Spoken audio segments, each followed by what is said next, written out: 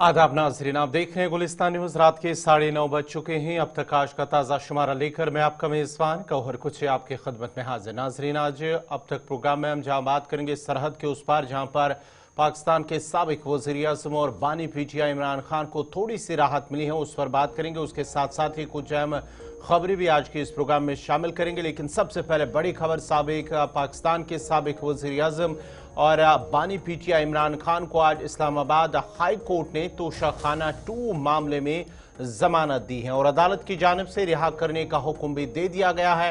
Islamabad Pakistan high court ने Toshakhana case 2 में भी बानी पीटीआई इमरान खान की जमानत मंजूर कर ली और उन्हें रिहा करने का हुक्म दिया है। जराये के मुताबिक तोशाखाना 2 केस में जमानत के बाद ताहाल रिहाई का इम्कान नजर नहीं आ रहा है।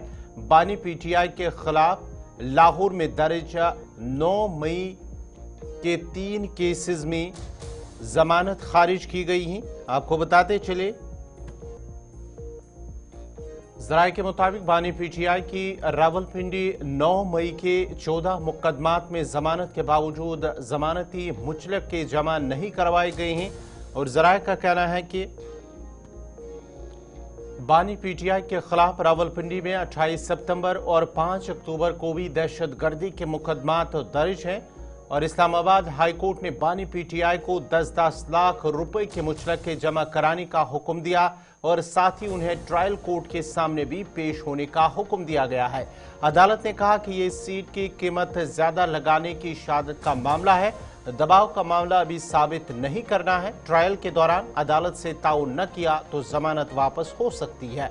इससे कबल तोशाखाना 1 केस में भी इमरान खान की जमानत मंजूर की जा चुकी है और आपको बताते चले कि नैब ने पाकिस्तान तहरीक इंसाफ के बानी इमरान खान और उनकी अहलिया बुशरा बीबी को तोशाखाना के दूसरे केस में रवा साल 13 जुलाई को गिरफ्तार किया था और आज उन्हें इस्लामाबाद हाई कोर्ट की जानिब से जमानत दी गई है, लेकिन जमानत मंजूर कर ली गई है। लेकिन फिलहाल अगरचे रिहाई का भी हुक्म दिया है, लेकिन अभी उनकी रिहाई मुश्किल नजर आ रही है।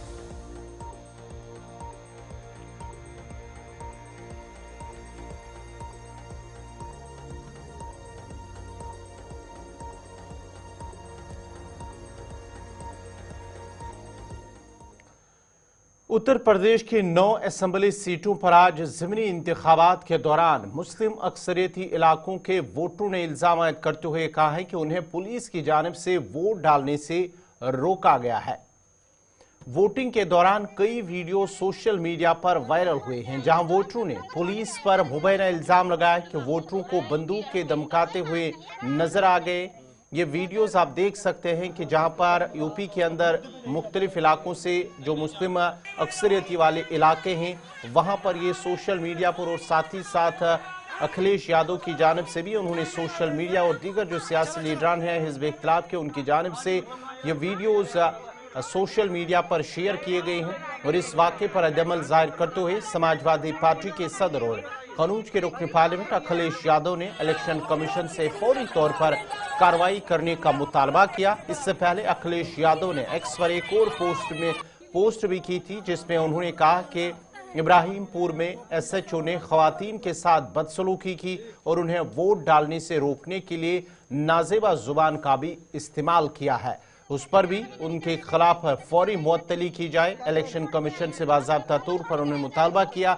समाजवादी पार्टी की रुकन पार्लियामान डिम्पल यादव ने ज़िमनी इंतखाबात के दौरान बीजेपी पर तनकीद करते हुए कहा कि जहां भी ज़िमनी इंतखाबात हो रहे वहां हुकूमत और इंतजामिया बीजेपी के एजेंट के तौर पर काम कर रहे। मुरादाबाद की कंदुर की 29 असम्बली निशस्त पर वोट डालने के दौरान यहां से भी समाजवादी पार्टी के उम्मीदवार ने जिला इंतजामिया और भारतीय जनता पार्टी पर इल्जामात लगाते हुए कहा कि मुस्लिम इलाकों के बूथों पर वोटर्स को रोका गया है। उन्होंने पुलिस इंतजामिया पर भी इल्जाम आयद किया। उनका कहना है कि पर्चियों से वोट नहीं डलवाए जा रहे हैं, बल्कि एक खास किस्म की पर्ची से वोट डाले जा रहे हैं। उन्होंने जिला इंतजामिया पर कुंदर की असम्बली हल्के के सभी बूथों पर कब्जा करने का भी इल्जाम लगाया और साथ ही कहा कि इलेक्शन पूरी तरह लूट लिया गया है।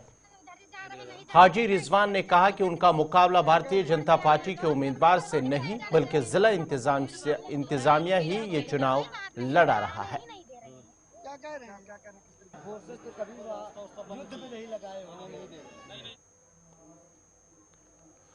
जम्मू कश्मीर के लेफ्टिनेंट गवर्नर मनोज सिन्हा ने जम्मू फिल्म फेस्टिवल और श्रीनगर के बैनुल-अक़वामी फिल्म फेस्टिवल के मुश्तरका एडिशन का आज इफ्तिताह किया है। इस मौके पर एलजी ने कहा है कि उन लोगों को मुत्तबा करना चाहता हूं जो मामूल की जिंदगी में खलल डालने की कोशिश कर रहे हैं या 2019 से पहले की खराबी लाने का ख्वाब देख रहे हैं। कानून नाफिज करने वाले इदारे भारत मुखालिफ अनासिर और इलाहदगी पसंदों के माहौलियाती निज़ाम पर नजर रखे हुए हैं और अगर वो लोगों की जिंदगियों को खतरे में डालने या हिंदुस्तान की सालमियत से समझौता करने की कोशिश करते हैं तो उनके लिए मिसाली सजा को यकीनी बनाएंगे। एलजी मनोज सिन्हा ने मजीद कहा कि फिल्म साजों से मुतालबा उन्होंने किया है कि वो अपने हुनर को इस्तेमाल करते हुए लोगों को सही रास्ते पर चलने, अपने फन की खिदमत करने और कौमी मफाद को तरजीह देने की तरगीब दे।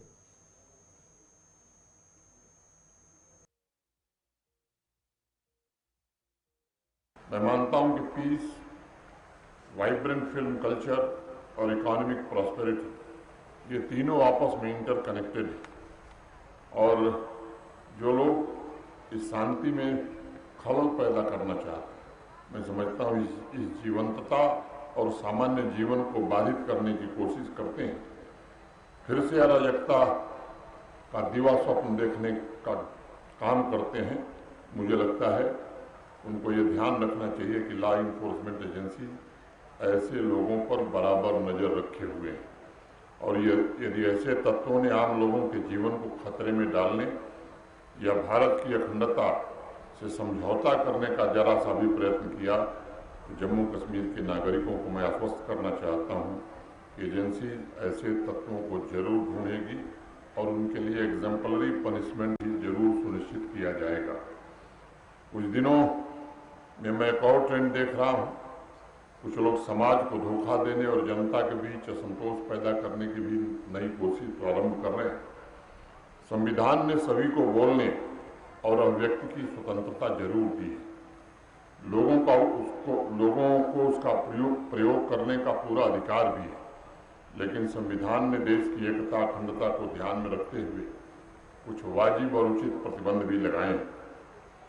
अगर फिर से कुछ लोग इस तरह का प्रोपेगेंडा चलाने की कोशिश कर रहे हैं तो मुझे लगता है कि कानून के मुताबिक उनके विरुद्ध भी कठोर से कठोर कार्रवाई जरूर होगी, इसमें किसी को कोई संदेह नहीं होना चाहिए।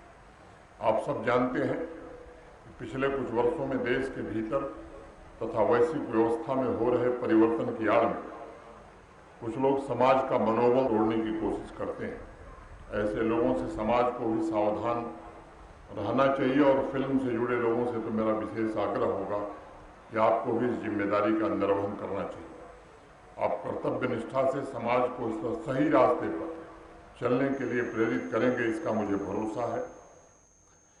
वज़ीर ट्रांसपोर्ट, उमूर सारिफीन व अवामी तकसीमकारी सतीश शर्मा ने कहा कि उन्होंने सियालकोट रोड खोलने के लिए वज़ीर आला उमर अब्दुल्ला से बात की और रोड को खोलने के लिए वज़ीर आला वज़ीर आज़म से बात करेंगे। उन्होंने कहा है कि सियालकोट की लेदर की सनत दुनिया के बेहतरीन और आलमी सतह पर मशहूर है और इस रास्ते को खोलने से जम्मू कश्मीर की मईशत अगले 100 साल तक महफूज रह सकती है। वज़ीर ने मजीद कहा है कि कारोबारी पॉलिसी बनाने पर तवज्जो देंगे, सब्सिडी और टैक्स फवाइद पर काम की ज़रूरत है। इन बातों का इज़हार उन्होंने श्रीनगर में टूरिज्म समिट के दौरान खिताब करते हुए किया। चिनाब के 20 किलोमीटर आगे एलओसी है और लोग कह सकते हैं सेल्फीज का दौर है, वो कह सकते हैं हम जम्मू कश्मीर घूमने गए और हम फॉरेन कंट्री, हम पाकिस्तान देख के आए, जो मेरे छत से दिखता है विजिबल है। और उससे अच्छी बात उमर साहब से हमारी बात हो रही थी, अगर हम सियालकोट का रास्ता खोल दें, प्राइम मिनिस्टर से बात करो, और सियालकोट की लेदर इंडस्ट्री वर्ल्ड में सबसे अच्छी, जब मैं इंग्लैंड में था मेरे दोस्त हैं वहाँ, तो जम्मू कश्मीर को सियालकोट अगले 100 साल तक वाटर सिस्टम से हम पाल सकते हैं। उसी तरह छम का कॉरिडोर अगर हम खोल दें, हजारों लाखों टूरिस्ट हमें देखने आएंगे। मेरे गांव में गोल्ड की रिजर्व है, नोबडी नोस। आज भी कुछ लोग इलीगली जैसे भी गोल्ड चुनते हैं वहां पर, पता है आपको?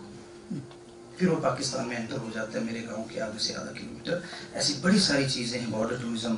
लेकिन आपको गुड पुलिसिंग की बड़ी ज़्यादा ज़रूरत है। जो बदतमीजियाँ रोडों पर पुलिस वाले ट्रैफिक वाले कर रहे हैं, अगर वो नहीं तंग करें, why do you go for, मुझे बताओ, हम लोग तो टूरिज्म क्या है basically, this is act of travelling for leisure और बिजनेस पर्पसेस, है ना।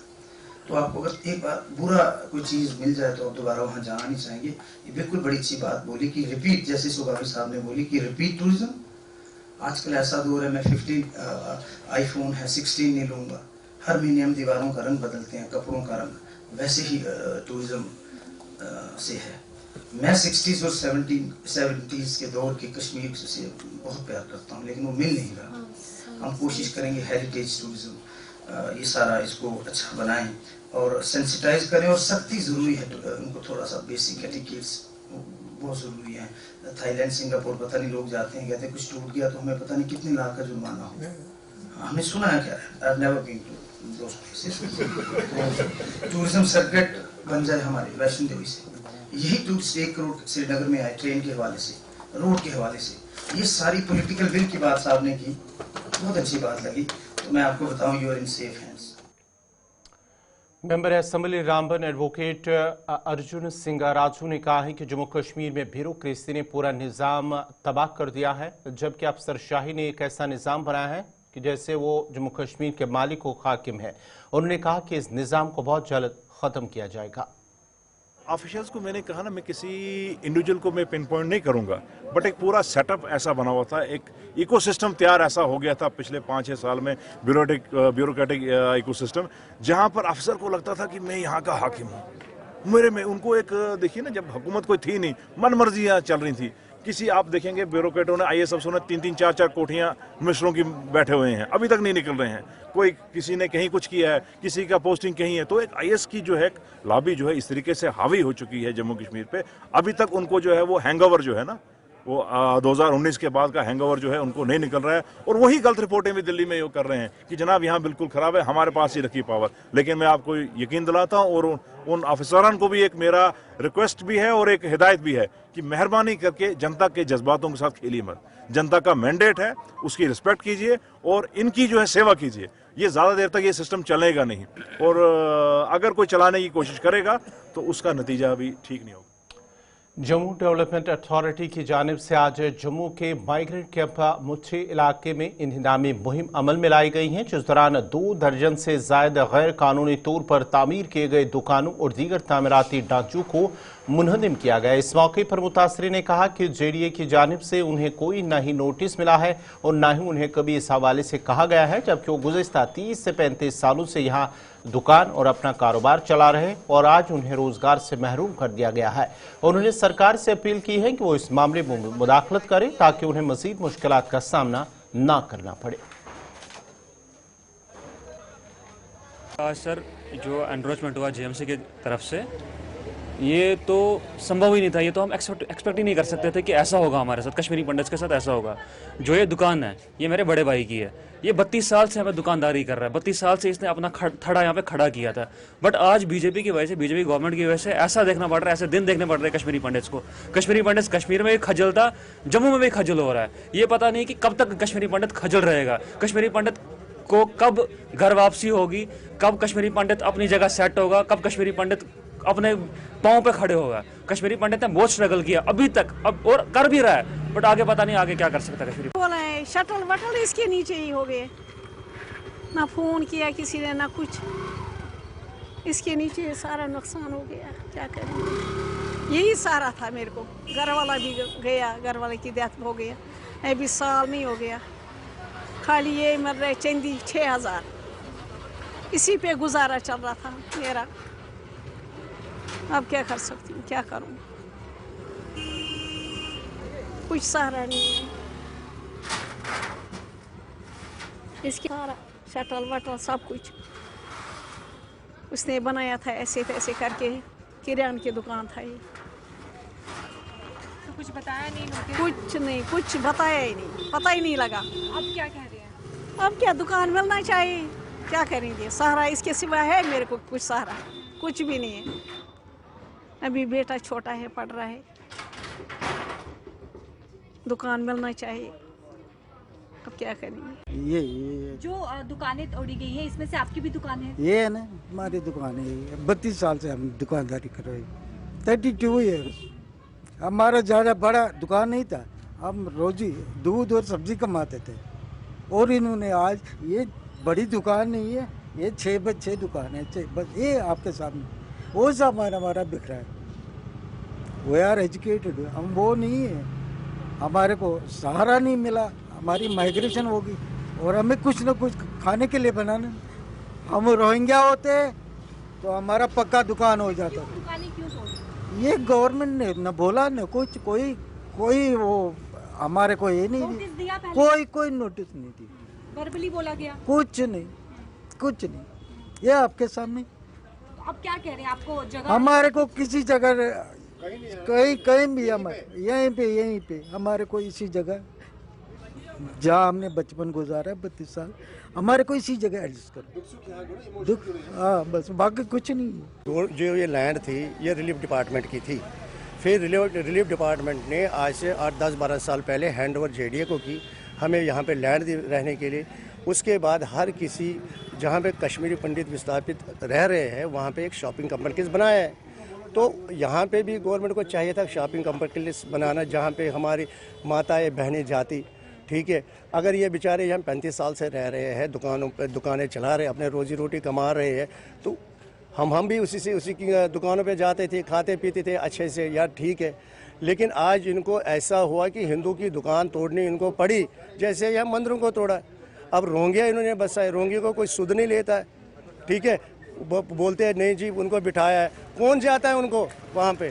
कोई नहीं जाता है, कोई कार्रवाई हुई, कोई कुछ नहीं। हम लोगों की सुध ही नहीं है। अभी गवर्नमेंट बनी, अब गवर्नमेंट ने क्या किया हमारे साथ, बोलते आपको बसा देंगे वहाँ पे कश्मीर के अंदर। यही बसाना है। 2 महीने हो गए गवर्नमेंट का आए हुए, बोलते आपको कश्मीर में बसाएंगे, तो हमें सड़कों पे लाकर खड़ा कर दिया। 35 साल पहले भी हम सड़कों पे थे, आज फिर सड़कों पे आ गए। ये इंसाफ है हमारे साथ, ये हमारी रिहैबिलिटेशन है। कश्मीर में जाकर तो हमें बलि का बकरा बना देंगे। ये हम जम्मू में हिंदुओं के बीच में हम सेफ नहीं है, तो कश्मीर में जाकर हम लोग सेफ क्या होंगे?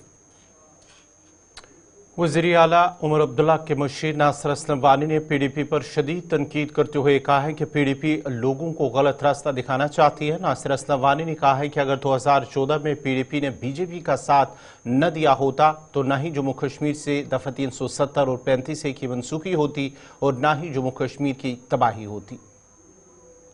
वो अपना नया ड्रामा वो खुद करेंगे। हमसे जितना हो सके हकीकत के तौर पे वो हम करेंगे, और हमने जो वादा किया है अपने मनशूर में वो हम करेंगे।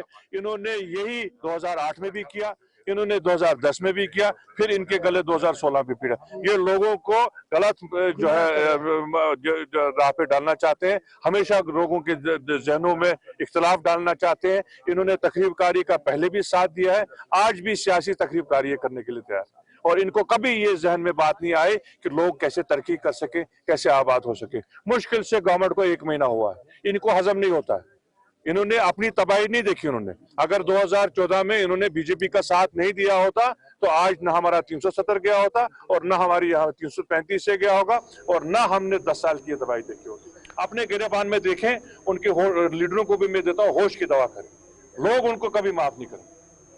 बड़ी खबर इस वक्त श्रीनगर से आ रही है, जहां पर हालिया हादसे के बाद ही श्रीनगर के अंदर बड़ी खबर इस वक्त आ रही है, जहां पर कुछ पोस्टर पेट्रोल पंप पर देखे चश्मा पाए गए हैं, जिसमें लिखा गया है कि श्रीनगर के पेट्रोल पंप पर वहां पर किसी भी नाबालिग को जो गाड़ी चला रहा होगा उसे पेट्रोल नहीं मिलेगा, और साथ ही साथ बिना हेलमेट के जो बाइक चलाने वाले हैं उन्हें भी इस हवाले से जो पेट्रोल है वो नहीं मिलेगा। और एक पोस्टर वायरल इस वक्त जो सोशल मीडिया पर हो रहा है, जिस पर पेट्रोल पंप पर लिखा है कि बिना हेलमेट के जो बाइक चलाने वाला होगा उसे पेट्रोल नहीं मिलेगा, और साथ ही साथ जो कोई नाबालिग गाड़ी चलाता होगा उसे भी पेट्रोल पंप पर पेट्रोल नहीं मिलेगा। और इस वायरल जो होने वाला पोस्टर है उसे मकामी लोगों की जानिब से काफ़ी सपोर्ट मिल रहा है, और साथ ही साथ इंतज़ामिया से अपील की जा रही है कि इस जो पोस्टर है उस हिसाब से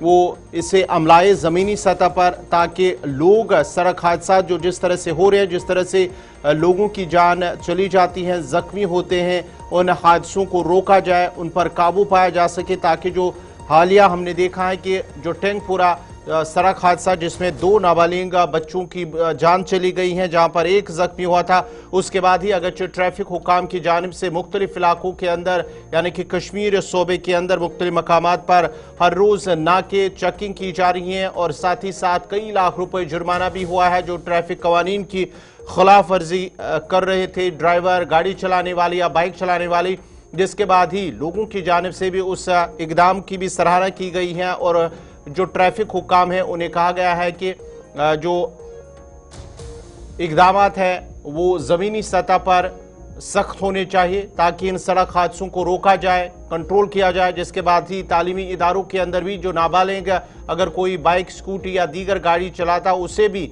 वहां से इजाज़त नहीं देनी है। इस सिलसिले में बाज़ाब्ता तौर पर डायरेक्टर स्कूल एजुकेशन की जानिब से हिदायत दी गई है, हुक्मनामा जारी हुआ। लेकिन अब जो खबर आ रही है कि श्रीनगर के पेट्रोल पंप पर जहां पर एक पोस्टर वायरल हुआ है जहां पर बिना हेलमेट के किसी भी बाइक चलाने वाले को पेट्रोल नहीं मिलेगा और साथ ही साथ जो नाबालिग होगा उससे भी जो गाड़ी चलाता होगा कोई नाबालिग उसकी गाड़ी को भी वहां से पेट्रोल नहीं मिलेगा। और साथ ही साथ जिस पे लिखा है for 2 wheelers no helmet no fuel and for minor no fuel, ये बाज़ाब्ता तौर पर उस पोस्टर पर लिखा है जो कि सोशल मीडिया पर इस वक्त वायरल हो रहा है और लोगों की जानिब से भी इसकी सराहना की जा रही है और हुकाम से इंतजाम से अपील की जा रही है कि इसे ज़मीनी सतह पर अमलाया जाए ताकि सड़क हादसों को रोका जाए, सड़क हादसों पर काबू पाया जा सके।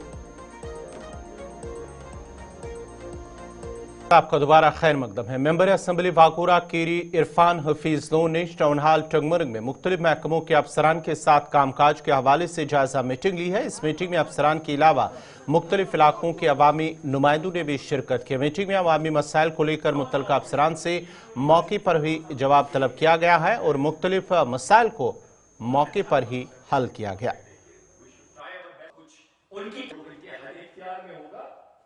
देखिए, आज हम यहाँ तंगमर्ग में जो हम की यहाँ जो मीटिंग थी, मैं समझता हूँ एक बहुत फ्रूटफुल और रिजल्ट ओरिएंटेड मीटिंग थी। हमारे साथ यहाँ ख्वाजा याकूब वानी साहब थे तो मुझे बहुत हौसला अफजाई हुई। ये मीटिंग में यहाँ पर थे तो इन्होंने हमें कहा कि ये जिस तरीके से बहुत से इश्यूज़ मौके पे ही रिड्रेस हुए और जिस तरीके से हमारी एडमिनिस्ट्रेशन ऑफिसर्स का कोऑपरेशन था, तो इन्होंने मुझे कहा कि बहुत ही फ्रूटफुल मीटिंग है, ये रिज़ल्ट ओरिएंटेड है।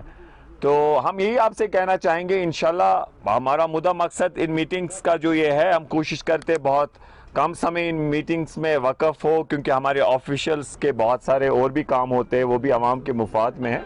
हमारे जो इश्यूज़ थे, चाहे वह हेल्थ डिपार्टमेंट, उनके BMO साहब, R&B से हमारे एग्जेंट साहब, PMGSY से भी हमारे एग्जेंट साहब थे यहाँ पर, आशिक साहब, और R&B से हमारे थे तारिक साहब, और इसी तरीके से जुनैद साहब थे हमारे PDD से, और सोशल वेलफेयर एग्रीकल्चर के ऑफिसर्स भी यहाँ पर थे, और गुलमर्ग डेवलपमेंट अथॉरिटी से भी कुछ जिनको, तो इंशाल्लाह हम उम्मीद करते हैं आने वाले वक्त में इंशाल्लाह हम लोगों के साथ जुड़े रहेंगे। हमारे इलाका जो है तरजीहात में रहेगा। हम सारे यहाँ के जो ऑनरेबल MLA साहब है फारूक शाह साहब, हम सारे मिलके यहाँ के जो कंसर्न वर्दी DDC साहिबान हैं, हम सारे मिलके यहाँ पर काम करेंगे लोगों की खिदमत में। तो कॉन्फेडरेशन ऑफ इंडियन इंडस्ट्री और JK काउंसिल की जानिब से आज श्रीनगर में टूरिज्म समिट 2024 का इनेकाद किया गया है। मुनक़दा इस तकरीब का मकसद जम्मू कश्मीर के सयाती मंजरनामे को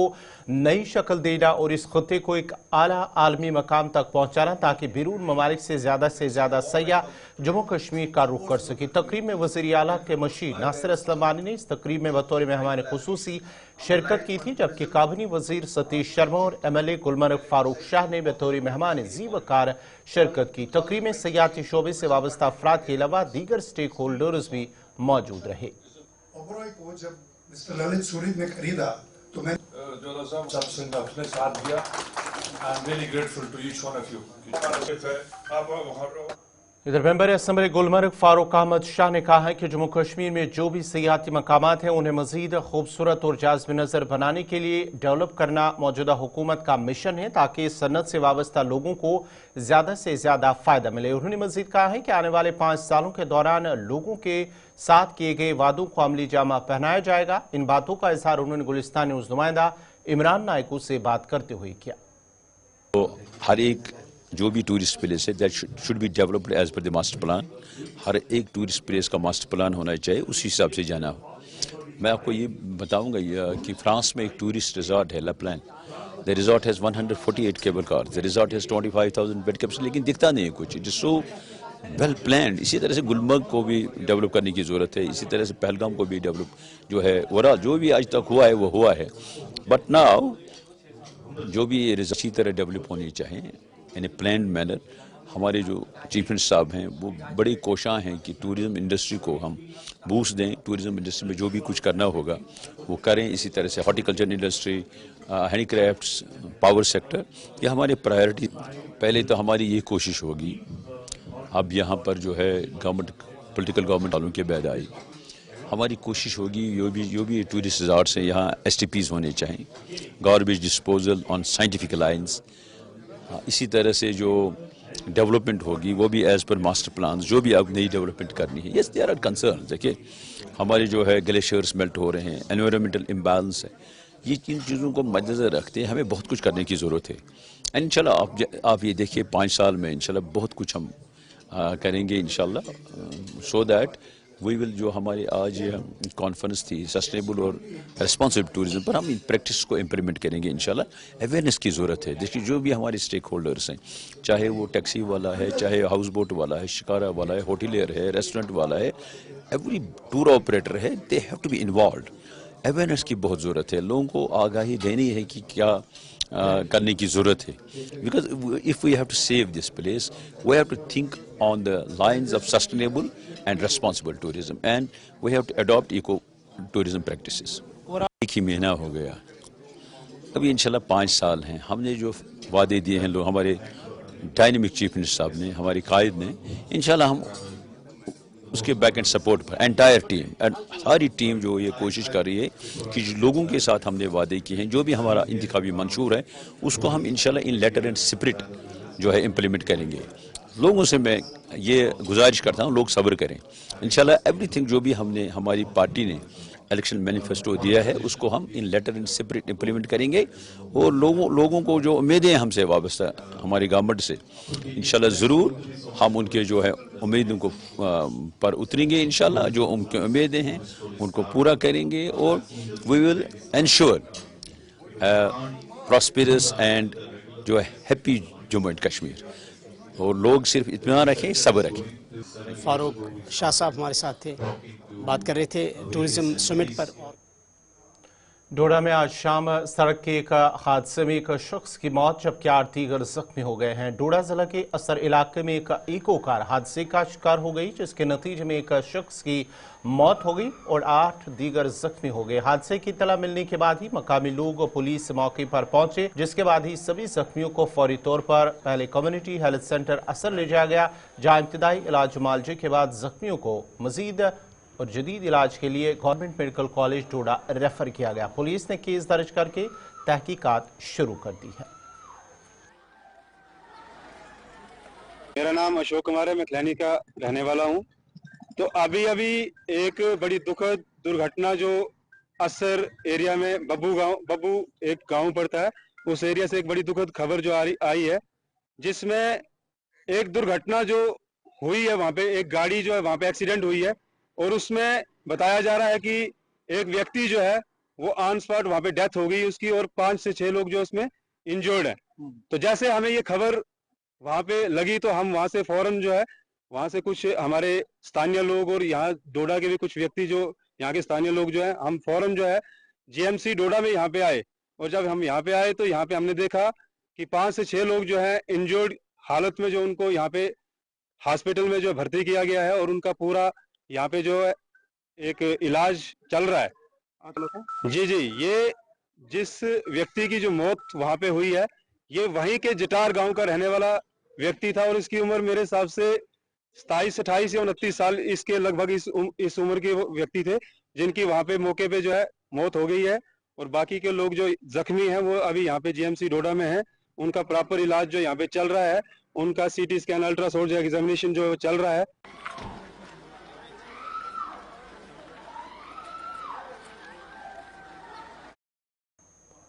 जल शक्ति, जंगलात और कबाली उमूर के वजीर जावेद अहमद राना, जो कि ख़ुद पीर पंचाल के आजकल दौरे पर हैं, और आज उन्होंने गुलिस्तान न्यूज़ नुमाइंदा जमशीद मलिक से इस दौरे के हवाले से और जम्मू कश्मीर के क्या कुछ मामलात उनके ज़ेरे गौर है और आने वाले दिनों के दौरान, आने वाले महीनों के दौरान, आने वाले सालों के दौरान वो उनको मुकम्मल करेंगे, हल करने की कोशिश करेंगे। आप वो खुसूसी बातचीत जमशीद मलिक और जावेद राना की देखें। मुझे अपनी टीम के साथ इजाज़त दीजिए। अल्लाह।